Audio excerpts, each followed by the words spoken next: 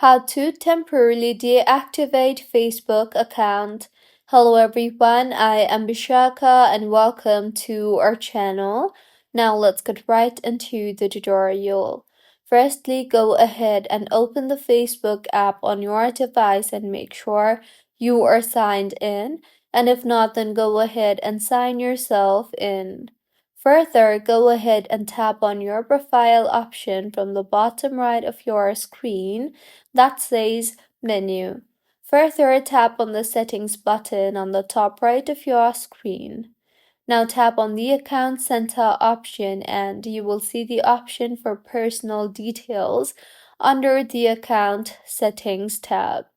Tap on that and further tap on the Account Ownership and Control option, and then tap on the Deactivation or Deletion option. Now, select the Deactivate Account Radio button and then tap on the Continue button.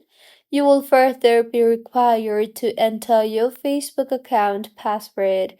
So, go ahead and enter that and tap on the Continue button. You will then be asked to select a reason for why you are deleting or deactivating your account.